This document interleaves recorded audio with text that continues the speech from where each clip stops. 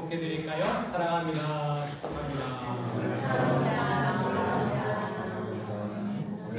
오늘은 성령 강림절입니다. 그래서 앞으로 몇 주간 성령 충만함이란 무엇인가에 대해 나누어보고 싶어요. 여러분, 보통 우리가 성령 충만하다라는 표현 많이 쓰잖아요. 어떤 사람을 보고 저 사람 참 성령 충만하다라는 말을 쓰곤 하셨나요? 성령 충만하다. 제가 개인적으로 되게 좋아하는 게 있는데 성령춤이라는 게 있어요. 잘 아실지 모르겠는데 두 가지 버전이 있습니다. 첫 번째 버전은 작은 기도원 버전이에요. 작은 기도원에서는 보통 이제 한 분이 앞에 나가셔서 이제 리듬에 몸을 맡기는 게 아니라 성령의 몸을 맡기시는 겁니다. 성령이여 임하사. 그러니까 특징이 보통 그런 분들은 한복을 보통 많이 입고 계시고 주로 흐느적거리는 그런 댄스가 이제 첫 번째 부류고, 두 번째 타입이 이제 큰 기도원에서 하는 거예요. 거기는 이제 인도자가 한 분이 앞에 계십니다. 여기는 이제 특징이 뭐냐면 거의 이제 앞에는 흐느적이었는데 이 성령춤은 춤이 아니라 거의 체조예요. 그러면 이제 앞에서 이제 불길 같으면 이제 거의 이제 불길 같은 그 성령, 머리 하면 이제 성나나나나 또 배가 이게 성령춤이거든요. 이제 그 배에 아프신 분들 하면 이제 배에다 이렇게 하면서 이제 성령 막 집어넣는 거예요.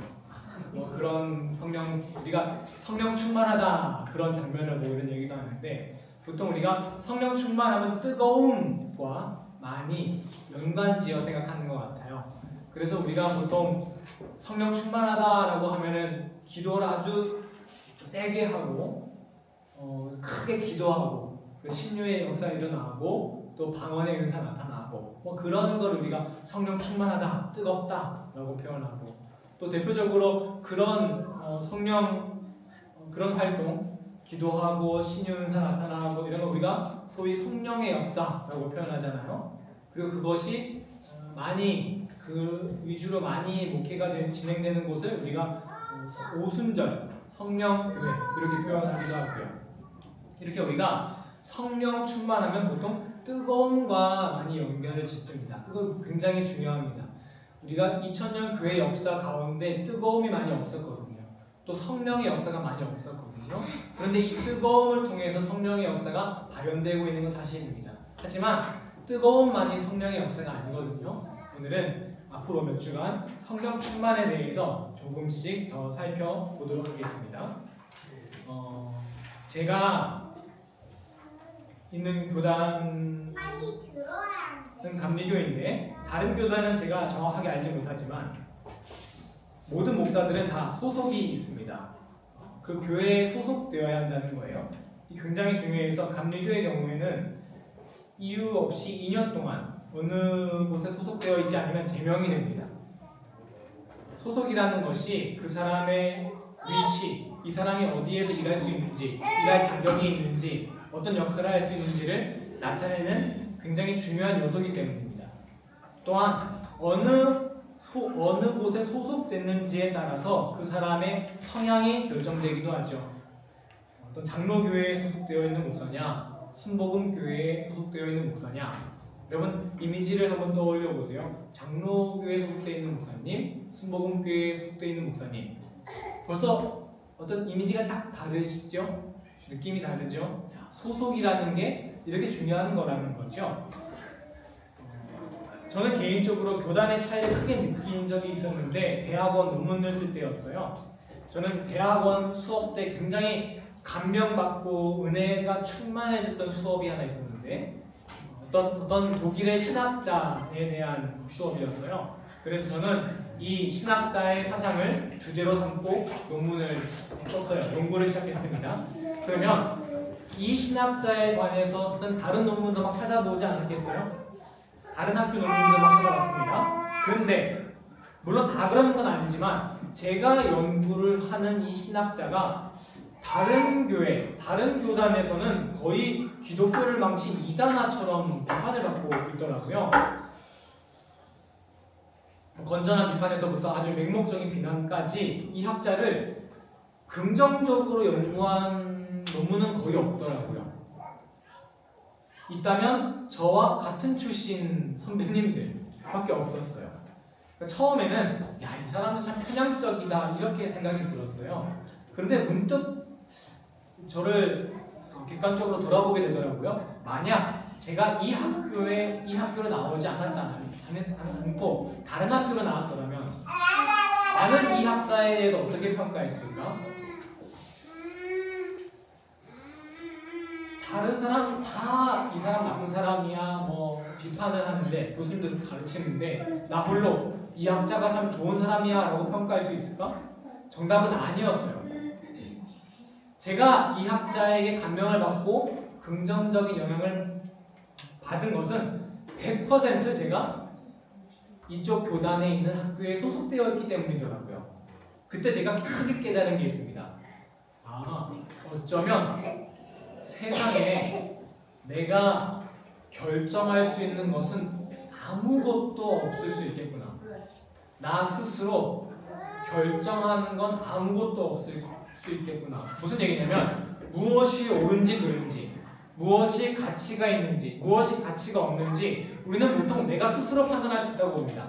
내가 스스로 객관적인 입장으로 합리적인 시선으로 이걸 내가 판단할 거야. 그런데요, 이런 판단과 결정이 사실 내가 하는 것이 아니라 그동안 내가 소속되어 왔던 어떤 그룹에 의해서 하게 된다는 것입니다. 우리는 태어나면서부터 무조건 어딘가에 소속됩니다. 어느 가정에 소속되고요. 어떤 사람은 어떤 보육원이라는 데에 소속될 수도 있습니다. 또한 소속된 가정에 따라서 그 단체에 따라서 그 인생, 그 사람의 인생 전체가 바뀌지 않겠습니까? 그 사람이 어떤 가치관이라든지 사고 방식 등 완전히 달라질 수밖에 없는 것이죠. 여러분 한번 스스로를 돌아보세요. 지금 내가 하고 있는 판단들, 내가 가지고 있는 신앙에 대한 가치관 등이 진짜 온전히 나만의 합리적인 판단에 의한 것일까요? 아니면 그동안 내가 함께했던 여러 소속들의 결과가 아닐까요? 때문에 우리는 내가 어디에 소속되어 있는지를 엄중하게 생각해야 합니다.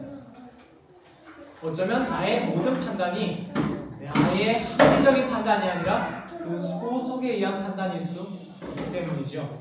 더 나아가서 내가 어디에 소속되어 있는지에 따라서 내가 올바른 판단을 할 수 있냐 없냐가 결정된다는 겁니다. 오늘 성경 본문은 히브리서입니다. 히브리서는 히브리인들 즉 유대인들에게 보낸 편지입니다. 유대인 읽으라고. 그러니까 유대인들에게 예수님을 소개해주는 책이에요. 그러니 예수님을 유대인에게 가장 익숙한 제사장의 모습으로 묘사를 합니다.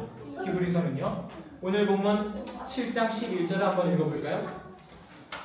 여러분 읽어주세요. 시작. 레위의 통해 제사 직분으로 말미암아 온전함을 얻을 수 있었으며 백성이 그 아래에서 율법을 받았으니 어찌하여 아무의 반차를 따르지 않고 레위인들에게 반차를 따르는 다른 제사장을 세울 필요가 있느냐. 복잡한데요. 쉽게 얘기하면 일단 이스라엘의 제사장은 어느 지파에서 나와야 되는 거다? 원래 레위 지파에서만 나와야 된다는 거예요. 근데 문제가 있어요. 예수님 어느 지파 사람인지 혹시 아세요? 맞아요. 유다 지파 사람이잖아요. 이 다르죠. 여기서 혈통에 대해서 조금 점검하고 갈까요? 어디에서 혈통이 나뉘었냐면 여러분 팥죽 가지고 싸운 야곱과 에서 잘 아시죠? 야곱의 아들이 12명이잖아요. 그 12명 중에 레위도 있고 유다도 있던 거예요. 그런데 그 12명의 아들 중에 어느 아들의 자손들이 제사장이 됐다고요? 레위. 그렇죠? 왜냐하면 아론이 레위 지파였기 때문입니다. 그래서 히브리서에는 예수님의 그런데 예수님은 레위 지파가 아니라 유다 지파인 거죠. 예수님이 제사장이 될 수가 없는 거예요. 그래서 히브리서는 예수님을 이렇게 소개하는 거예요. 예수님은 레위 지파 아론 출신의 제사장이 아니셔. 그쪽 소속이 아니야. 어느 소속이야? 멜기세덱 소속이야 라고 히브리서는 얘기하고 있는 겁니다. 또 좀 복잡해지죠. 멜기세덱은 누구야? 조금만 더 따라오시면 됩니다. 오늘 본문 1절을 한번 읽어볼까요? 시작. 이 멜기세덱은 살렘 왕이요 지극히 높으신 하나님의 제사장이라.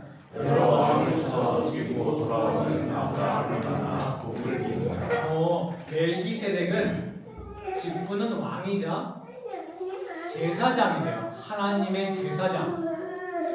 좀 구체적으로 알아볼까요? 10절 읽으시면 여러분 이 사람 누구였지 생각이 나실 수도 있어요. 10절 시작. 멜기세덱이 아브라함을 만날 때에 레위인이 제사장의 머리에 있었습니다. 멜기세덱은요 창세기에서 아브라함을 만난 사람입니다.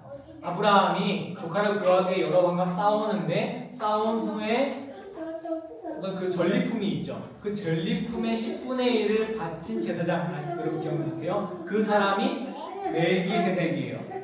여기서 핵심은 뭐냐면 멜기세덱이 제사장인데 누구를 만났다고요? 아브라함을 만났다고요. 자, 그러면 아직 누가 태어나기 전이에요? 레위가 태어나기 전이에요. 레위는 모사하고 그의 아버지 야곱도 태어나기 전이라는 거예요. 자, 그러면 레위 지파는요 어떤 제사장이냐? 이스라엘의 민족, 즉 유대인만을 위한 제사장이라는 거예요. 레위 지파의 제사장들은 소속이 그래요. 레위 지파 소속의 제사장들은 그거밖에 할 수가 없어요. 유대인의 제사장밖에 할 수가 없어요. 그런데 예수님은 그런 유한한 제사장이 아니라는 거예요. 어디에 소속됐다? 멜기세덱에게. 멜기세덱이 아브라함의 혈통인가요? 아니죠. 아브라함이랑 만났잖아요. 아브라함 여기에 본문에서 아브라함보다 더 위다 이렇게 얘기하고 있어요. 무슨 뜻이냐면 예수님만이야말로 이스라엘만의 제사장이 아닌 온 인류의 제사장 되시는 분이다 라는 것을 소속으로 밝히고 있는 거예요. 제가 띄워놓지 않았는데 앞으로 쭉 넘어가서 아까 성경 읽은 3절을 한번 띄워주시겠어요? 성경 3절 한번 읽어보겠습니다. 시작. 아버지도 없고 어머니도 없고 친구도 없고 시작한 날도 없고 생명의 끝도 없어 하나님의 아들과 닮아서 항상 제사장으로 드리라. 멜기세덱에 대한 소개예요. 여러분 성경에서 누군가를 소개할 때 누구의 아들 이렇게 소개하기 너무 일반적이에요. 그런데 멜기세덱에 대한 소개가 어때요? 아버지도 없고 어머니도 없고 이건 마치 사람에 대한 소개가 아닌 거예요. 이 사람은 온전히 어디에 속해 있는 사람이다? 하나님에게 속해 있는 사람이다. 그러므로 그 멜기세덱에 속한 예수님은 어떤 제사장이다? 하나님께 속한 제사장이다. 온 인류를 위한 제사장이다. 이 말을 하고 있는 것입니다. 어디에 소속되어 있는지가 중요하다는 거예요. 우리 인생도 마찬가지입니다. 내가 아무리 올바른 판단을 하려고 하나님의 뜻을 살피려고 한다 하더라도 여러분 내가 하나님께 소속되어 있지 않으면 나는 절대로 올바른 판단을 할 수 없습니다. 신앙에 있어서 내가 소속되어 있는 곳이 나의 길을 결정하게 될 것입니다. 이 이야기가 여러분 어디 동호회 나가세요? 어디 친구들 맥주 모임 있으세요? 그거 다 핑증하세요. 이런 말씀 드리는 게 아닙니다. 우리는 세상과 구별되어야지 스스로 격리되어서는 안 되잖아요. 그래도 쓸데없는 모임 같은 거 끊을 수 있으면 끊으면 좋죠. 저도 강릉에서 그 이쁜 친구들 좀 여사치 이런 거 좀 만들어 보겠다고 영어 모임 이런 거 갖다가 돈만 엄청 쓰고 뭐 그런 기억이 있습니다. 그거 다 쓸데없더라고요. 더 잘 아시겠죠 여러분. 여기서 제가 말씀드리는 소속이란 진짜 내가 어디 소속되어 있는 그걸 말하는 것이 아니라 한번 따라해 주시겠어요? 지향점. 오늘 성령 충만함의 기준을 지향점으로 삼으려고 합니다. 내가 어느 곳을 지향하고 있는가, 그것이 나의 소속이라는 거예요. 실제 내가 거기에 소속되어 있지 않다 하더라도. 이야기 한번 들어보세요. 제 친구 목사에게 좀 충격적인 이야기를 들은 적이 있는데요. 부부 중에 보통 이제 아내 집사님들은 교회 잘 나오시는데 남편분들은 교회 안 나오는 가정 많잖아요. 그래서 이제 그런 가정을 위해서 이 제 친구 목사가 영화관 이벤트를 준비했대요. 이제 그럼 내가 그 남편분들이랑 친해져야 되겠다. 그 남편분들이랑 남자 넷이서 이제 영화관을 갔대요. 그때 영화가 이제 남자들 좋아하는 내부자들. 그 내부자들이 그 검사가 어떤 정의로운 검사였나? 검사가 정치인, 언론인, 기업인의 그 비리를 파헤치는 그런 영화인데요. 근데 거기에서 정치인들이, 언론인들이, 기업인들이 막 성접대 받고 이런 아주 자극적인 장면이 나옵니다. 여러분 뭐 아시겠죠? 그런데 영화가 끝나서 남자들 성도들끼리 이제 커피숍에서 이제 커피 마시면서 얘기를 하는데 이런 얘기를 한다는 거예요. 야, 나도 저런 접대 한 번 좀 받아보고 싶다. 나도 저런 그룹에 한번 껴보고 싶다. 이런 얘기를 하더라는 거예요.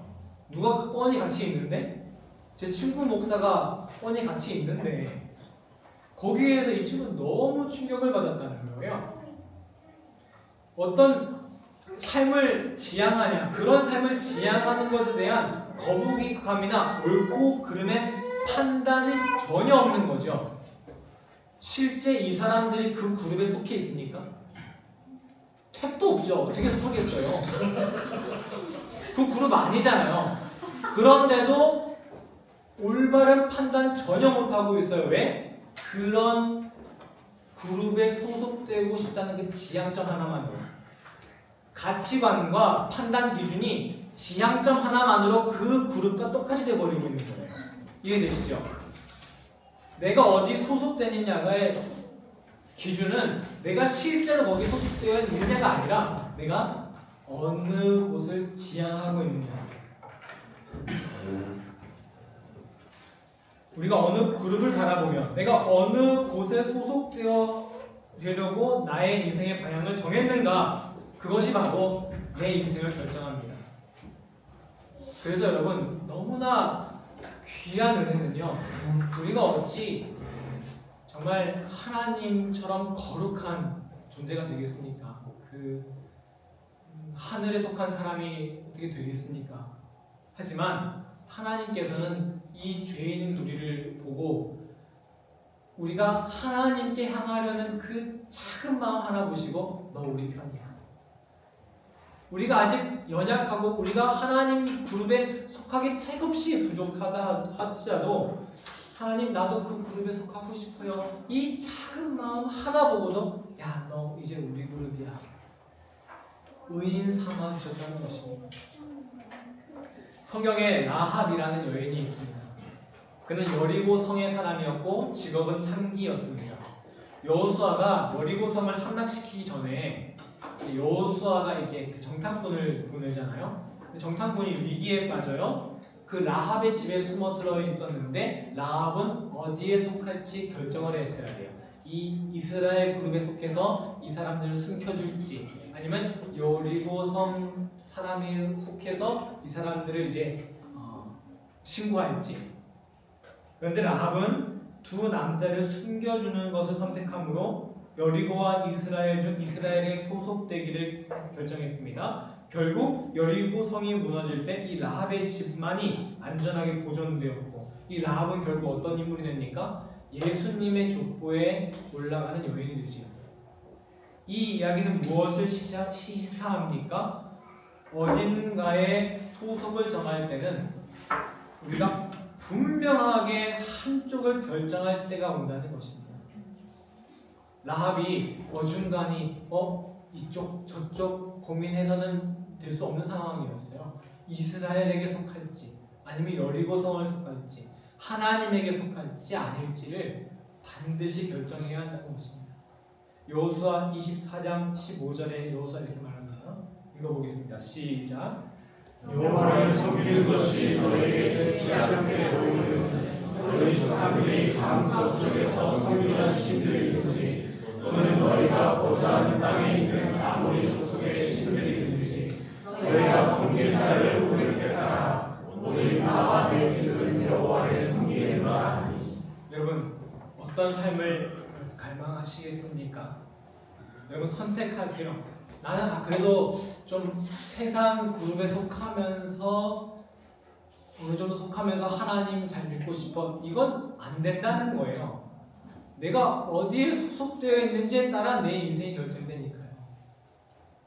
나도 이 정도 그룹에 속하면서 그래도 나는 하나님 믿을 수 있어. 그거 안 된다는 거예요. 하나님께 소속된 삶을 결정하시겠습니까? 아니면 세상 헛된 가치에 소속되어 계시겠습니까?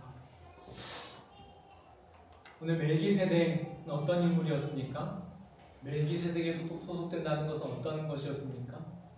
단순히 어느 그룹이 아니었죠. 멜기세덱에 소속된 것은 어느 지파가 아니었죠. 어떤 사람이 아니었죠. 멜기세덱은 하나님을 경외하는 사람이었습니다. 이 마지막 성경 말씀 한번 읽어볼까요? 시작. 그가 아브라함에게 속하여 이르되 천지의 주제이시오 지극히 높으신 하나님이여 아브라함에게 복을 주옵소서. 멜기세덱은 아브라함이 하나님께 부름을 받기 이전부터 하나님을 천지의 주제요 고백하는 사람이었죠. 이 고백에 속하시는 여러분 다 되시기를 바랍니다. 우리 함께 찬양하며